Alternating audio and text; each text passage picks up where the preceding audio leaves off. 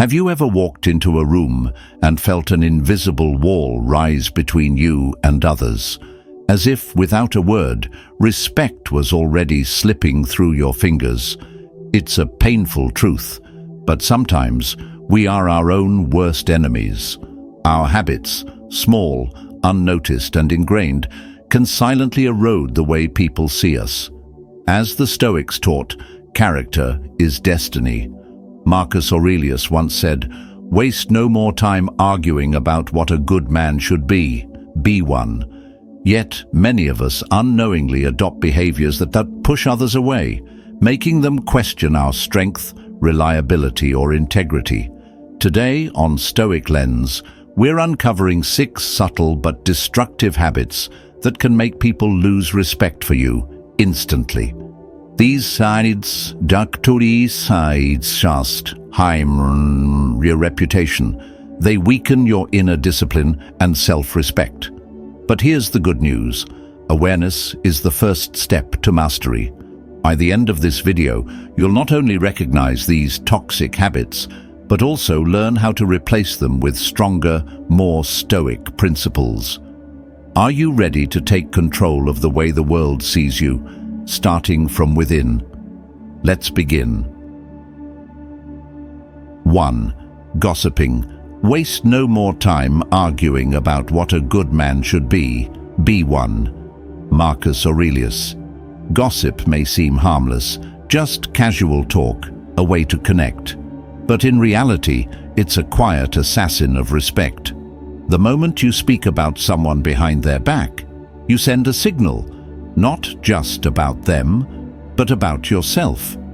Those listening may laugh or nod, but deep down, a question forms. If they speak this way about others, what do they say about me? Gossip is dangerously easy. It masquerades as bonding, an innocent way to feel included. But true connection isn't built on breaking others down. It's built on trust and integrity. Seneca said, "It is a rough road that leads to the heights of greatness." Gossip is the easy road, but it leads to nowhere worth going. Think about it. Every time you discuss someone's flaws, you divert attention from your own growth. It's far simpler to dissect another's mistakes than to confront your own. But does it make you stronger, wiser, respected? It only reveals insecurity, not strength.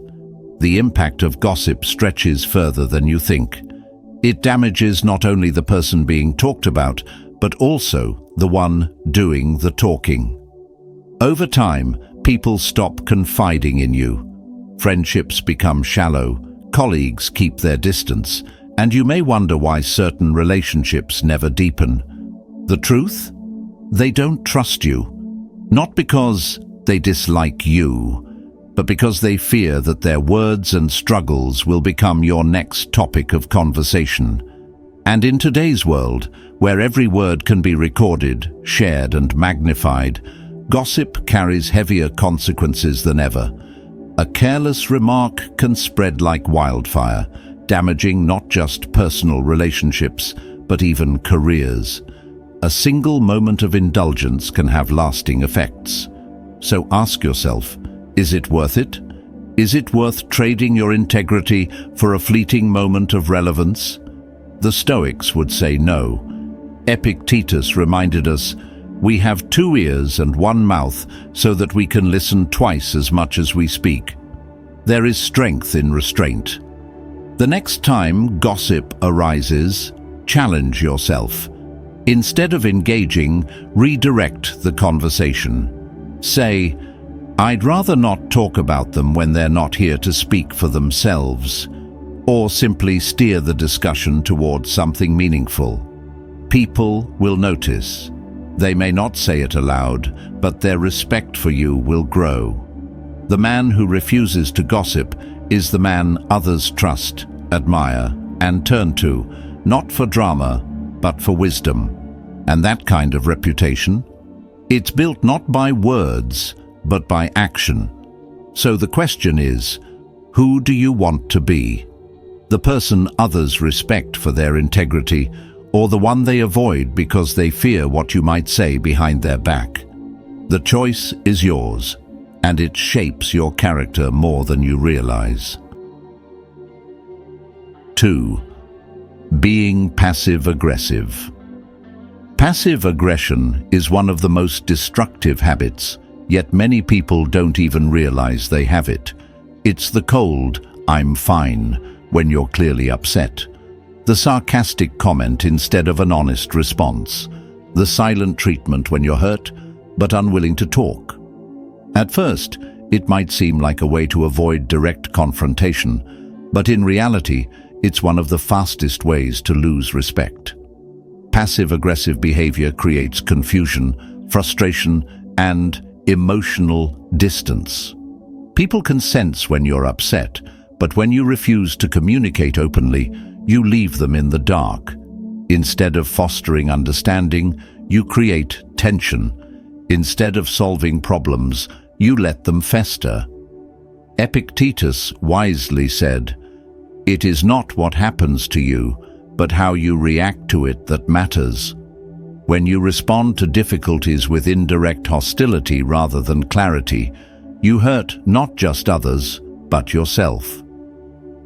Think about how many relationships, romantic, professional, or personal, have suffered because of unspoken resentment. How often have you expected someone to just know why you're upset? And when they didn't, you became even more frustrated. The harsh truth is this: no one can read your mind.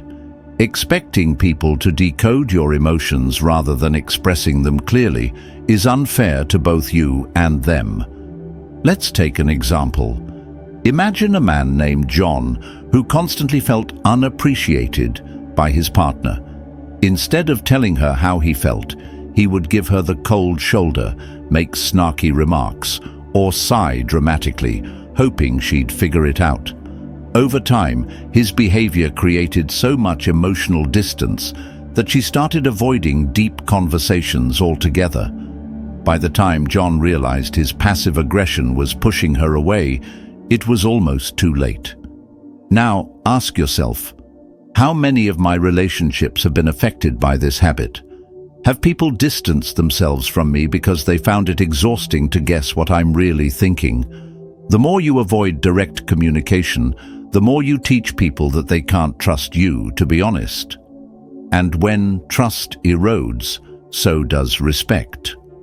Marcus Aurelius once advised, "Waste no more time arguing what a good man should be one." In other words, stop hiding behind emotional games. If something bothers you, address it calmly and directly. The next time you're tempted to send a passive-aggressive text like, "Wow, must be nice to have so much free time," pause. Ask yourself, what am I actually trying to say? Why can't I just be honest? Most passive-aggressive behavior is rooted in fear. Fear of confrontation, fear of rejection, fear of being vulnerable.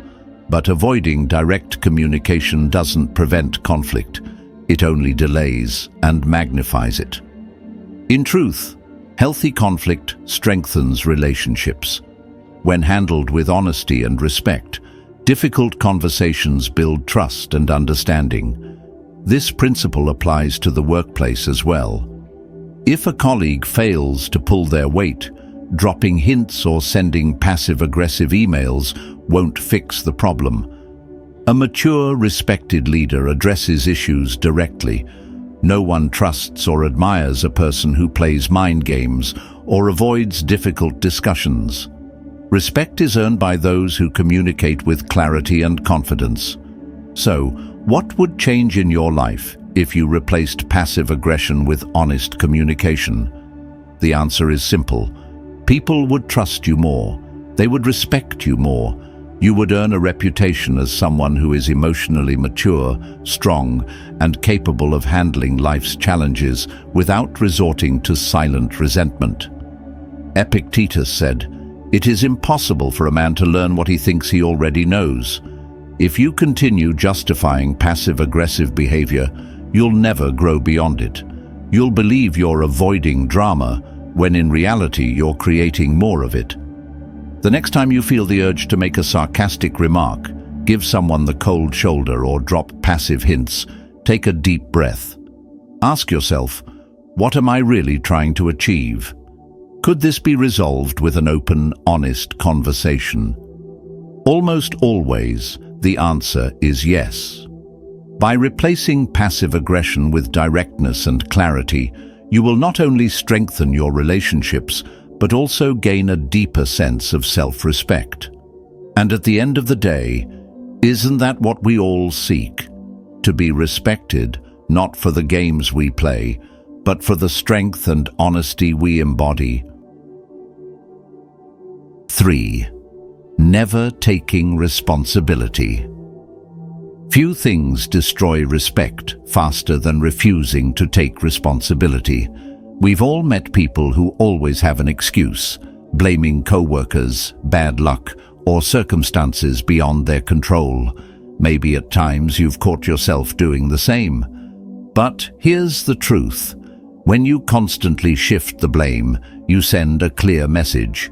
You are not in control of your own life.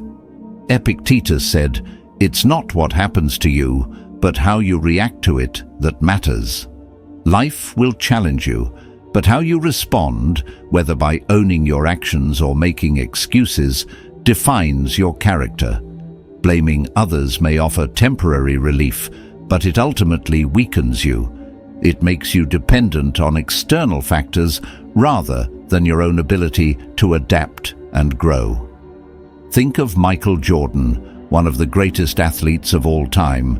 He once said, "I've missed more than 9,000 shots. I've lost almost 300 games. 26 times I was trusted to make the game-winning shot and missed. I have failed over and over again, and that is why I succeed." He didn't blame referees, coaches, or teammates. He owned every failure and used it as fuel to improve. That's what separates those who are respected from those who are dismissed. Ask yourself, what could I achieve if I stopped making excuses and took full responsibility for my actions? Taking responsibility isn't about beating yourself up. It's about recognizing that you have the power to change, improve, and move forward. When you own your mistakes, people respect you more. You become reliable, trustworthy, and someone others can count on. On the other hand, if you dodge responsibility, people start distancing themselves. They see you as unreliable, someone who always has an excuse instead of a solution.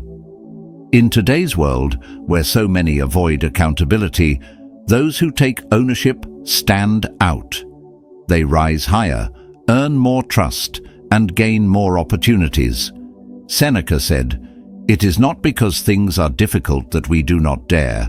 It is because we do not dare that things are difficult." Avoiding responsibility doesn't protect you, it weakens you. The next time you catch yourself making an excuse, pause. Ask, what can I learn? How can I turn this into an opportunity for growth? The more you practice this, the more respect you will earn, not just from others, but from yourself.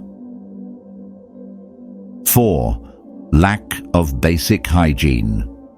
Personal hygiene might seem like common sense, but you'd be surprised how often it's overlooked.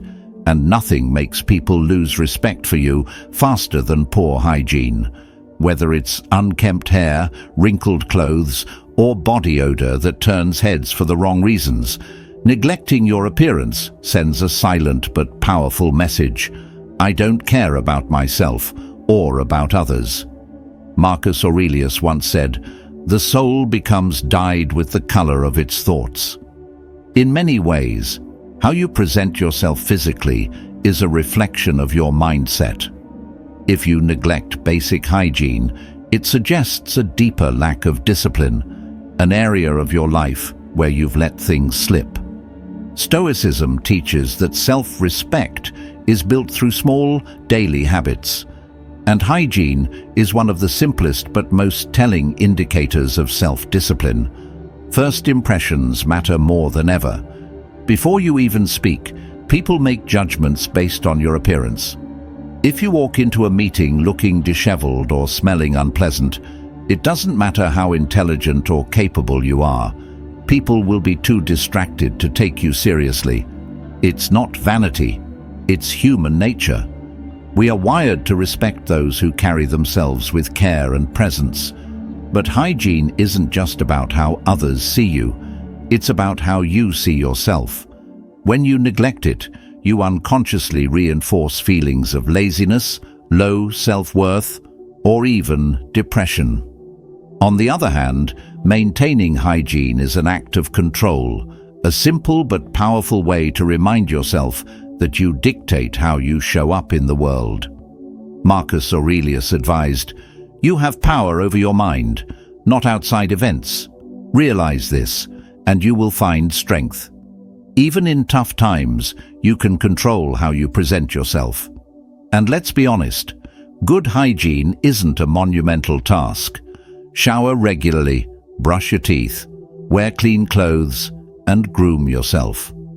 These small actions have a huge impact on your confidence and how others perceive you. When you look and feel your best, you naturally command more respect. People may never tell you outright that your hygiene is an issue, but they will act on it. They'll avoid sitting near you, engaging in long conversations, or inviting you to social events. It's not personal, they just don't want to be uncomfortable. And, over time, this silent distancing can cost you opportunities, friendships, and respect. Seneca once said, "A gem cannot be polished without friction, nor a man perfected without trials." Self-improvement isn't just about deep philosophy or mental toughness. It's also about mastering the small, everyday habits. And something as simple as maintaining good hygiene is a reflection of that discipline. When you take care of yourself, you're telling the world and yourself that you are someone worth respecting. 5. Constant complaining. Nothing drains respect faster than someone who constantly complains. At first, venting might feel like harmless release, but when it becomes a habit, it sends a clear message. I focus on problems, not solutions. People don't admire those who always find something wrong. They respect those who rise above challenges. Think about the person at work who always complains. The boss is unfair, the workload is too heavy, the coffee is bad. At first you might sympathize, but over time, their negativity becomes exhausting and you start avoiding them. Why? Because negativity is contagious. If you surround yourself with complaints, you start seeing the world through the same pessimistic lens. Complaining doesn't just push others away, it poisons your own mindset. Epictetus said, "It's not what happens to you, but how you react to it that matters." Life will always present challenges, but the way you respond, whether by seeking solutions or dwelling on problems, defines your character. Constant complaining is a sign of weakness, an unconscious declaration that you are powerless. But the Stoics remind us that we always have control over how we respond. Consider this. A man spends years complaining about his job, his boss, his co-workers, his salary. His friends listen at first, but eventually they grow tired of his negativity. He never takes action to improve his situation, find a new job, or even shift his mindset. In the end, his complaints not only make his work life miserable, but also push his friends away. The worst part? He never realizes that he was the source of his own unhappiness. Ask yourself, have I fallen into this habit? It's easy to get caught in a cycle of frustration, complaining about relationships, work, or life's daily inconveniences. But here's the truth. People respect those who seek solutions, not those who dwell on problems. More importantly, you'll respect yourself more when you develop resilience instead of bitterness. Marcus Aurelius wrote, You have power over your mind, not outside events. Realize this, and you will find strength. The next time you catch yourself complaining, pause. Ask yourself, can I change this? If yes, take action. If not, accept it and move on. This shift in mindset will not only improve your own life, but also change the way others see you. Complaining is a trap.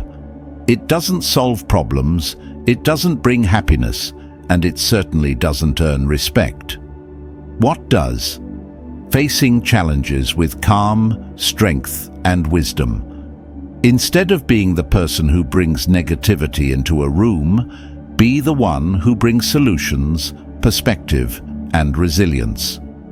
When you embody this mindset, not only will others admire you, you'll also feel more in control of your own life. And that is true power. 6. Being chronically late.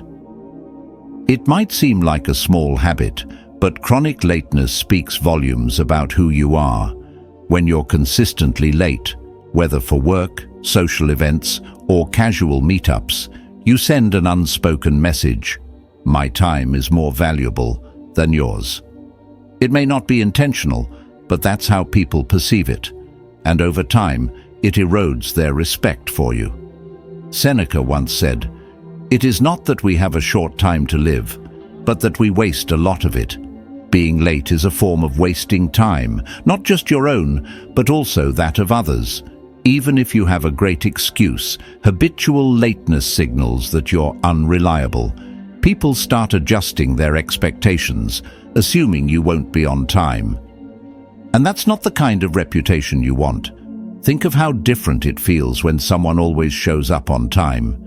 It shows they respect your time, their commitments, and themselves. Being punctual isn't just about courtesy, it's about discipline. And discipline is at the core of Stoic philosophy. Marcus Aurelius said, "Waste no more time arguing what a good man should be. Be one." Being on time is a simple yet powerful way to show integrity. Now, ask yourself, how often have you been late because you mismanaged your schedule?